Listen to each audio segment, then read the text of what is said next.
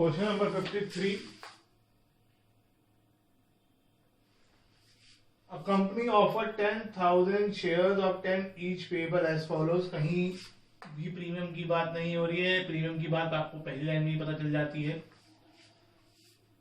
Application 3, allotment 2, first call 3, second call 2. Public ने 13,000 share मांगे, हमारे पास तो 10,000 ही शेयर्स हैं, तो 10,000 शेयर्स ही अलॉट होंगे, विच एवर इज लेस.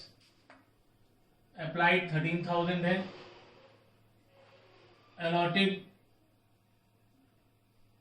10,000 होंगे. क्वेश्चन में कहा है कि shares were allotted on pro rata basis to the applicants. 12,000 shares को प्रोराटा बेसिस पर आपने शेयर दे दिए. कितने? बाकी के लिए नहीं बताया, तो बाकी को आपने रिजेक्ट कर दिया होगी. शेयर्स तो आपके पास है नहीं, तो कोई ऑप्शन है नहीं. All the shares have paid the amount up to allotment except Mohan, जिसके पास 200 शेयर्स है, उसके शेयर फॉरफिट कर लिए गए. तो एप्लीकेशन कितने की है? 3 रुपए की है. अलॉटमेंट 2 रुपए की है. फर्स्ट कॉल 3 रुपए की है और सेकंड कॉल 2 रुपए की है, 2 रुपीज की. एक पर्सन है मोहन, जिसके पास 200 शेयर्स हैं. अब अगर ये डिफॉल्टी सेकंड स्टेज पर है तो हमें वो वर्किंग करनी है, नहीं तो नहीं करनी है, ध्यान रखना है. उसने कहा ऑल द अमाउंट है, all the shareholders have paid the amount up to allotment except Mohan. Mohan ने अलॉटमेंट पे पैसे नहीं दिए. कितने नहीं दिए वो हमें निकालना पड़ेगा. हिज शेयर्स वर फॉरफिटेड, इसी के बाद इसके शेयर फॉरफिट कर लिए गए. फिर फर्स्ट कॉल हुई और फिर शेयर इशू कर दिए गए. यानी अगेन इस क्वेश्चन में सेकंड कॉल नहीं हुई है. तो पहले अब हम इसके लिए कॉज एंड रीजन निकालने के लिए मेहनत करनी पड़ेगी. सबसे पहले हम कैलकुलेट करेंगे नंबर ऑफ शेयर्स. देखो ये तीसरा क्वेश्चन आ गया जिसमें हम अप्लाइड निकाल रहे हैं, लेकिन एग्जाम में ऐसा क्वेश्चन भी आएगा, आगे ऐसे क्वेश्चन भी होंगे जिसमें हमें अलॉटेड निकालने होंगे. सबसे पहले तो ये शेयर लिखने हैं आपको जो दे रखे हैं मोहन के, और क्योंकि अप्लाइड निकालने हैं तो कौन से ग्रुप में से होगा? वो ऊपर वाले ग्रुप से होगा, तो इसलिए अप्लाइड वाले शेयर ऊपर लिखेंगे और अलॉटेड वाले शेयर नीचे लिखेंगे. फॉर्मूला ही ये है, number of shares applied by pro rata allotted, number of shares allotted to pro rata allotted. इसे सॉल्व करें, 240 शेयर्स आ जाएगा. इसका मतलब हुआ इसने आपसे 240 शेयर्स मांगे थे, लेकिन आपने इसे 200 ही दिए. तो एक्सेस कितनी मांगे थे इसने? एक्सेस एप्लीकेशन, मैं बार बार कह रहा हूं शब्दों का ध्यान रखें, शब्दों से आपको आसानी रहेगी. 40. फिर सेकंड स्टेज पे आ जाओ, हमेशा सेकंड स्टेज की ही कैलकुलेशन होती है. अलॉटमेंट मनी, अलॉटमेंट मनी के लिए आपको अलॉटमेंट का मनी लेना है और अलॉटेड शेयर्स लेने हैं. शेयर्स तो यही वाले लेने हैं 200, बाकी सब जगह यही वाले शेयर्स यूज होंगे. सिर्फ एक यहां पर हम एक्सेस एप्लीकेशन मनी जब लेंगे तब डिफरेंस आएगा. Into allotment minus excess application money.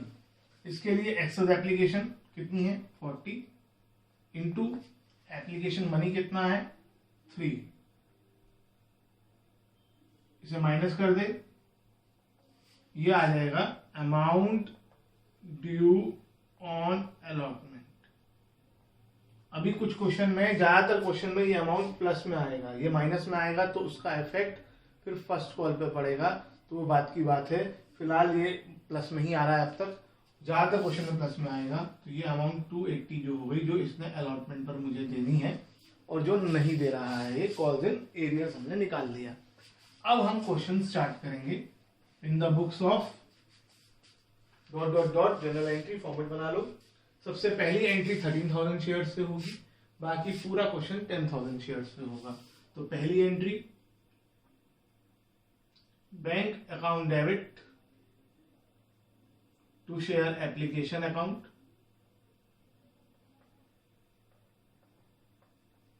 $13,000 into 3, 39,000. Being application money received. Next entry,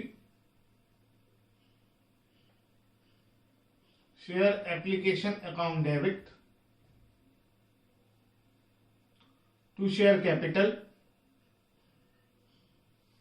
क्योंकि हमने रिजेक्ट किया है, ऐसा हो सकता है हमने क्वेश्चन करे हैं कि रिजेक्ट ना किया हो तो टू बैंक नहीं आएगा, और क्योंकि हमने प्रोराटा बेसिस पे शेयर अलॉट करे हैं इसलिए टू शेयर अलॉट करें। जो चीज नहीं होगी वो एंट्री में नहीं आएगी। शुरुआत के क्वेश्चन में जो हम पहले कर रहे थे प्रोराटा से पहले या ओवर सब्सक्रिप्शन से पहले, उसमें ना टू बैंक आता था ना टू शेयर अलॉटमेंट आता था, क्योंकि उसमें ओवर सब्सक्रिप्शन था ही नहीं। तो ना ही हम किसी को रिफ्यूज करते थे ना ही प्रोराटा में देते थे, तो इसलिए दो अकाउंट नहीं आते थे।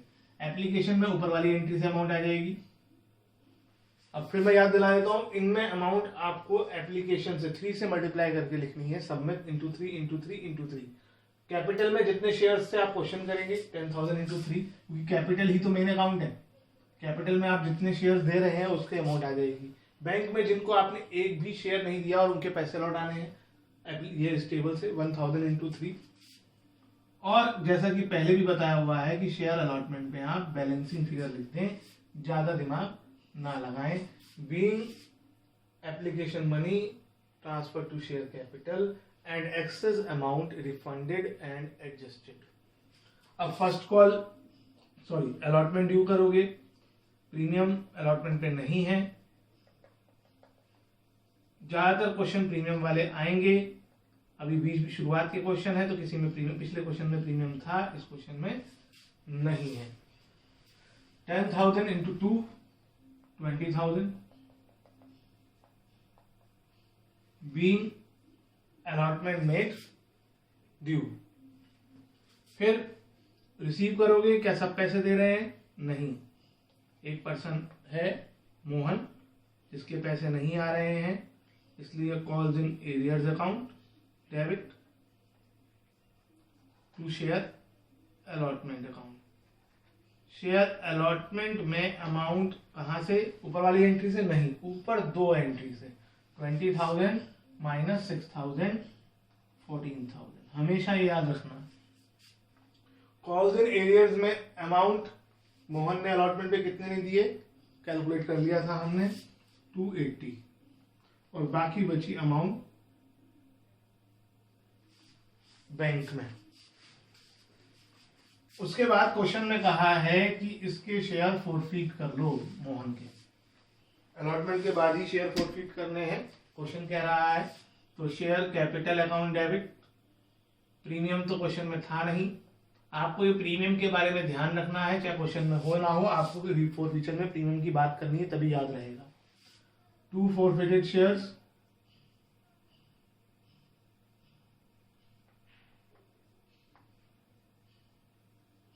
two calls in arrears, being 200 shares forfeited।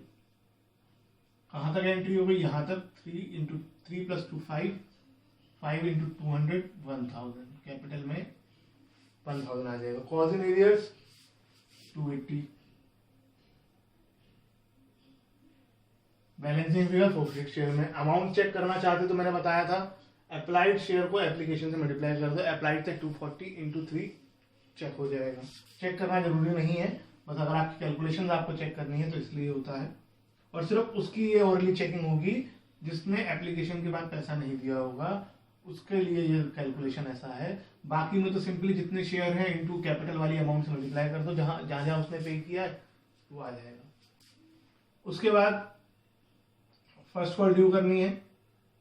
First call due करते वक्त आपको ध्यान रखना है, आप शेयर फोरफीट कर चुके हैं तो share first call to share capital में उसकी अमाउंट नहीं आएगी। यानी हम 10,000 माइनस 200 9800 से अमाउंट निकालेंगे इंटू 3 करके 29,400। बीइंग फर्स्ट कॉल में ड्यू। रिसीव करेंगे, क्वेश्चन में कुछ नहीं बताया है, सब पैसे दे देंगे।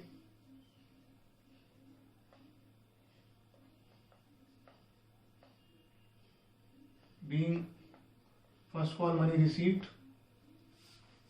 अब शेयर्स रीइश्यू करेंगे। क्वेश्चन में कहा है bank account debit to share capital account. एक लाइन छोड़ देंगे, आपको ध्यान होगा तो। कितने शेयर इशू किए जा रहे हैं? जो फॉरफिट किए गए हैं वो सारे के सारे रीइश्यू किए जा रहे हैं, उसने ये नहीं बताया। तो 200 शेयर रीइश्यूड। अब यहां पर दो अमाउंट है, रीइश्यूड फॉर 9 पर शेयर, 8 पर शेयर कॉल्ड अप। तो जितना कॉल्ड अप है वो शेयर कैपिटल में 200 इंटू 8 600। अब यहां पर उसने 8 कॉल्ड अप क्यों करा, उसका भी रीजन है कि जितने बाकी शेयर्स थे, बाकी लोग थे 90 और 100 शेयर्स, वो भी 8 रुपीज कॉल्ड अप थे, उनसे अभी सेकंड कॉल नहीं ली गई थी। तो इसके साथ भी उसने ऐसा कर लिया कि जब उससे भी सेकंड कॉल नहीं ली, जब फ्यूचर में पैसा मांगा जाएगा तो सेकंड कॉल का पैसा फिर 10,000 शेयर से मांगा जाएगा। लेकिन ये कंपनी का डिसीजन है, कंपनी इसे फुली पेड शेयर भी दे सकता है। कंपनी अगर इसे फुली पेड शेयर दे देगा तो कंपनी इससे सेकंड कॉल के पैसे नहीं मांगेगा, सेकंड कॉल के पैसे फिर 90 और 100 शेयर से मांगे जाएंगे और उन्हीं के रिसीव होंगे। ठीक है, फिलहाल और दूसरी अमाउंट है 9 के हिसाब से आ जाएगा 200 इंटू 9 1800। अमाउंट डेबिट की ज्यादा है। 2 सिक्योरिटीज प्रीमियम रिजर्व, अगर क्रेडिट की ज्यादा होती तो हम पहले पढ़ चुके हैं, डेबिट में आ जाता है फोरफिटेड शेयर्स। अब लास्ट एंट्री करेंगे, forfeited shares account debit to capital reserve. और आपकी एंट्री में, सभी एंट्रीज में सिर्फ एक ही बार फोरफिटेड शेयर्स आया है 720, तो उस वाली अमाउंट एंट्री में 720 आ जाएगा, क्योंकि यहाँ माइनस करने के लिए कुछ नहीं है, तो 720 आ जाएगा। आपको बेसिकली अपनी एंट्रीज में लास्ट एंट्री के लिए फोरफिटेड शेयर्स अकाउंट ढूंढना है, पहली एंट्री से लास्ट तक, और उनकी अमाउंट अगर क्रेडिट हो रहा है तो प्लस करते रहना है, डेबिट वाला माइनस कर देना है। तो सभी एंट्रीज को अगर आप देखें तो सिर्फ एक बार फोरफिटेड शेयर आया है 720, तो लास्ट एंट्री में वही अमाउंट आ जाएगी 720, जितना बैलेंस है वो पूरा कैपिटल रिजर्व में चला जाएगा। अगर शेयर्स फॉरफिट रीइश्यू कम हुए होते तो फिर हमें थोड़ी वर्किंग करनी पड़ती, फिलहाल सारे शेयर रीइश्यू हो गए तो पूरा फॉरफिटेड शेयर्स 720 कैपिटल रिजर्व में चला जाएगा। तो लास्ट एंट्री की अमाउंट होगी 720।